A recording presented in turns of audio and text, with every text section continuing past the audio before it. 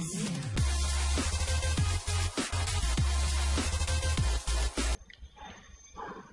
Everyone, আমি বাপি আর ফটোশপের computer সবাইকে স্বাগত জানাচ্ছি। তো আজকে আমরা দেখবো ফটোশপে কীভাবে নতুন একটা পেজ ক্রিয়েট করতে হয়। তো বেসিক্যালি আমাদের যে ব্যাপারটা পেজ ক্রিয়েট, যেটা যখন একটা ডাইমেনশন বা একটা ডকুমেন্ট যখন করবো, তখন প্রথমেই আমাদের এটা আগে থেকে সাইজ কত হবে, হাইট কত, উইডথ কত, রেজোলিউশন কত, এটা সম্পর্কে আমরা একটা মাপ মনে করে নিই। দেন তারপরে কিন্তু আমরা কাজটা শুরু করি। যারা প্রফেশনালি কাজ করি তারা কিন্তু আসবে আগে পেজ ক্রিয়েট করার সময়, তখনই কিন্তু তারা মাপটা করে নেয়। ঠিক আছে, তো এটার বড় ইম্পর্টেন্ট প্রফেশনাল কাজ করতে হলে আপনাকে পেজ ক্রিয়েট করার সময় আপনাকে ডাইমেনশনটা কেমন হবে এটা সম্পর্কে আমার জানতে হবে। তো বেসিক্যালি অন্যান্য ওয়েবসাইটের মধ্যে, অন্যান্য সফটওয়্যারের মধ্যে যেমন অবশ্যই দেখবেন যে ফাইলের মধ্যে নিউ একই রকম। ঠিক আছে, যে ফাইলের মধ্যে নিউ, বা আমরা এখানে কি করে কন্ট্রোল এন, আবার হচ্ছে কন্ট্রোল এন, এখানে শর্টকাট কি দেওয়া হয়ে আছে ফাইলের মধ্যে নিউ। আমরা নতুন ডকুমেন্ট করবো, তো এখানে দেখেন প্রথম আছে নেম আনটাইটেল 1। তো এখানে নেম যেটা আছে আনটাইটেল 1 2 3 4, অটোমেটেড এটা চেঞ্জ হবে, এটা ফিক্স করতে হবে। যদি আপনি চান মন মতো নোটটা কিছু দিতে, নেম দিতে, তো আপনি নেম দিতে পারেন। যেমন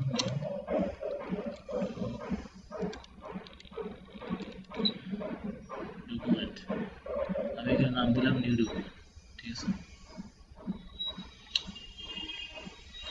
প্রিসেট, এখানে প্রিসেট মানে পেজের অনেকগুলো মাপ আছে, যেটা ইন্টারন্যাশনাল বা লোকাল কমান্ড ইউজ করা হয়। ফটোশপ আপনাদের কষ্ট হয়, এর সাইজ দিয়েছে, যেমন default size, Photoshop size.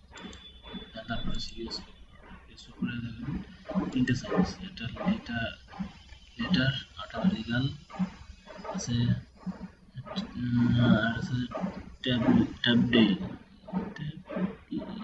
Tablet. ঠিক আছে, লিগাল, লেজার আর ট্যাবলেট। বেশিরভাগ এখানে লিগাল আর লেজার, লিগাল পাওয়ারটা বেশি ইউজ করা হয়, এগুলো লোকাল ইউজ করা হয়।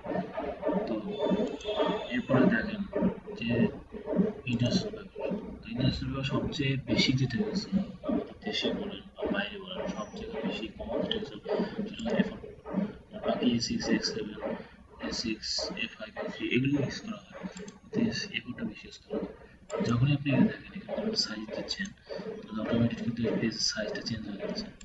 যখনই আপনি দিচ্ছেন, তো দেখেন পেজের সাইজ চেঞ্জ হয়ে যাচ্ছে। তো A4 যেটা আছে A4, তারপর কি আছে উইড। আসলে তো উইড বলতে আমরা কি বুঝি, আর হাইট বলতে কি বুঝি, এটা আমাদের অনেক কথা জানি না। উইড বলতে আমরা যেটা বুঝি মানে চপ, মানে এখান থেকে এখানে যে সাইজটা আছে, এখান থেকে এতটুকু মনে করেন উইড। ঠিক আছে, এটা হলো উইড। আর এই যে এখান থেকে যে নিচের দিকে যেটা যাচ্ছে, এটা হলো হাইট। ঠিক আছে, তো উইড হাইট এখান থেকে আপনি চেঞ্জ করে নিজের কাস্টমার দিতে পারবেন। তারপর যে রেগুলেশন, এখন ভুল হয়ে গেছে।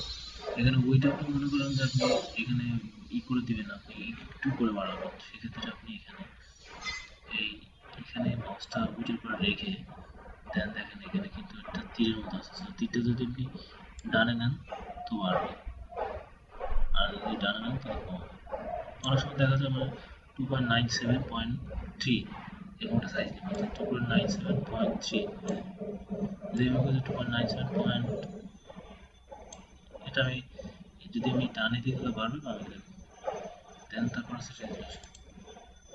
তো রেজুলেশনের ব্যাপারটা হচ্ছে কি, রেজুলেশন কিন্তু একটা ইমেজের ক্ষেত্রে সবচেয়ে ইম্পর্টেন্ট। যে আপনার ইমেজের রেজুলেশন যদি ভালো হয়, তো আপনার ইমেজ কিন্তু দেখতে ভালো লাগবে। রেজুলেশন কম হলে খারাপ হবে। এক্ষেত্রে আমি এটা বলতেছি না যে আমার রেজুলেশন বেশি হতে হবে বলে আপনি এক্ষেত্রে যদি দেখুন যে 1000 আছে, কিন্তু আপনি ইমেজের রেজুলেশন নষ্ট হবে, ভালো হবে। তো সেক্ষেত্রে কিছু মাপ আছে, কিছু কোয়ালিটি আছে। যেমন মনে করেন আপনি পেন রিলেটেড কাজ করেন, পেন রিলেটেড বলতে আমরা সবাই বুঝি পেন রিলেটেড, যেমন যেরকম ইমেজের কাজ করবো, পরপর সেটা প্রিন্ট দিচ্ছি। প্রিন্ট রিলেটেড যদি হয় তো সেক্ষেত্রে রেজুলেশনটা বেশি হওয়া উচিত। সেক্ষেত্রে আপনার রেজুলেশন স্ট্যান্ডার্ড 300 আর হাইয়েস্ট আপনার 600, এর মধ্যে সীমাবদ্ধ থাকতে হবে। এরপরে যেটা আছে স্ক্যানার, যেটা আছে আপনার ওয়েব রিলেটেড।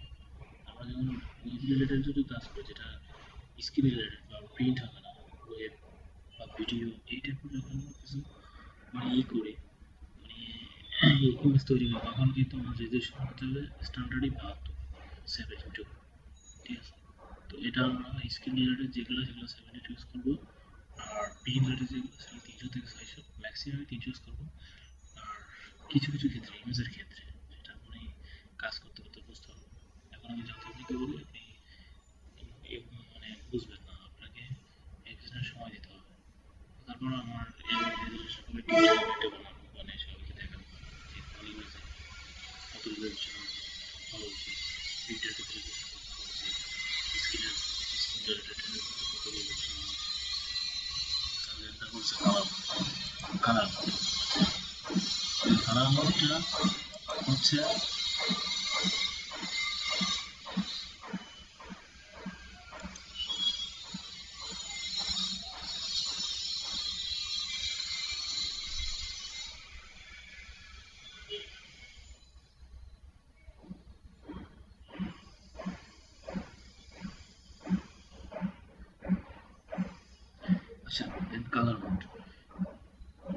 কালার মোডটাও কিন্তু আপনারা যে কোনো অফিস করার সময় আপনার কালার মোড করে দিতে হবে।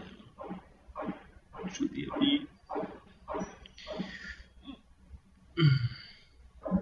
কালার মোড ঠিক আছে। আর যেটা হচ্ছে রেড গ্রিন ব্লু, তিনটা কালার ক্লিয়ার কালারের সমস্যা মিশ্রণে যেটা আছে সেটাকে বলা হয় RGB। দেন RGB সাধারণত আমরা ওয়েব রিলেটেড বা স্ক্রিন রিলেটেড যে কাজগুলো করি তখনই আমরা এগুলোকে RGB করে রাখি। আর যদি আমরা প্রিন্ট রিলেটেড করি তখন আমরা দেবো CMYK। এটারও কারণ আছে, সেটা আমি বলতেছি।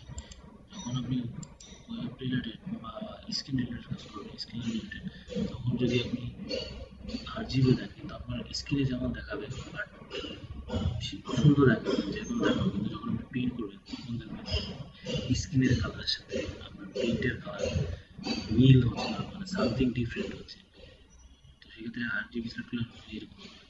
আর CMYK যেটা আছে এই যে সাইন ম্যাজেন্টা ইয়েলো ব্ল্যাকটা আছে ব্ল্যাক, আমাদের যে সিতে সাইন ম্যাজেন্টা হোয়াইট ইয়েলো, খেতে ব্ল্যাক কেন? খেতে ব্ল্যাক এই কারণে, কারণ এটা অলরেডি এক জায়গায় ইউজ করা হয়েছে, যেমন RGB যেটা RGBতে একই জায়গায় একই জিনিস তো দুই জায়গায় ইউজ করা যায় না। RGB রেড গ্রিন ব্লু, সেক্ষেত্রে এখানে এটা সংক্ষিপ্ত দেওয়া হয়েছে। তো CMYK যখন আপনি প্রিন্ট কাজ করছেন, যখন আপনি ভিজিটিং কার্ড করেন, যদি আপনি RGB দিয়ে করেন তো আপনি স্ক্রিনে যখন দেখবেন প্রিন্টের পরে দেখবেন যে আপনার কালার সাথে ম্যাচিং হবে না। CMYK দিলে প্রিন্ট করার পরে তখন আপনার কালার সাথে ম্যাচিং হবে। বেসিক্যালি জিনিসটা আমি বুঝতে পারছি যে আপনার স্ক্রিন আর প্রিন্ট সেটা একটা বিষয়। আপনাকে চিন্তা করতে হবে যে এটা প্রিন্টের কাজ করবো নাকি স্ক্রিন রিলেটেড কাজ করবো, এটা নিয়ে মাথার মধ্যে আনতে হলে আপনাকে করতে হবে। ব্যাকগ্রাউন্ড কন্ট্রাস্ট আপনার হোয়াইট, বেসিক্যালি হোয়াইট যখন আমরা দিব তখন যখন ওপেন করবো তখন দেখেন যেরকম এটা ছিল হোয়াইট। আমি আবার যাই, এখানে যদি আমি হোয়াইটের জায়গায় ব্যাকগ্রাউন্ড কালার দিই তো দেখেন এখানে যে কালারটা আছে এই কালারটা এখানে নিয়ে নিয়েছে। আবার আমি আবার চাই যে ব্যাকগ্রাউন্ড ট্রান্সপারেন্ট যদি দিই, দেন ওকে দিই, তো দেখেন আমার এখানে কোনো কালার পুরো ব্ল্যাক। তো এখানে অনেক তো আমরা কাজের সুবিধা আমরা ইউজ করবো। ভিজিবিলিটি হোয়াইটটা থাকে ব্যাকগ্রাউন্ড কন্টেন্টে, দেন এই যে বিট আপনার বিট নিয়ে আপনার ঘাটাঘাটি দরকার নেই, বিট যেটা আছে এটাই স্ট্যান্ডার্ড 8, যেটা এটাই থাকবে, তো আপনার বিট নিয়ে কিছু করা দরকার নেই। দেন দেখেন যখন আমি এখানে একটা সাইজ আমি আমার মতো সাইজ করব তখন এখানে দেখেন এটা ইমেজের সাইজ অলরেডি পেজ নিয়ে নিয়েছে। তো এখানে যদি আমি ইউজ করি দেখেন 48 MB, যদি আমি ই করো তাহলে দিই 422 KB, যদি আমি ওয়েব পেপার দিতে দেখেন 1.37 মেগাবাইট। তো এখানে এরকম আর কি, আপনি অর্ডার দেবেন তখন আপনি ইমেজ সাইজটা শো করবে, ঠিক আছে। তো বেসিক্যালি যখনই আমি এরকম করবো আমাদের কিন্তু একটা পেজ চলে আসবে, তারপরে আপনি কাজ করতে পারবেন। তো আজকের মতো এই পর্যন্ত, আজকে পরবর্তী নতুন কিছু নিয়ে ভালো থাকবেন।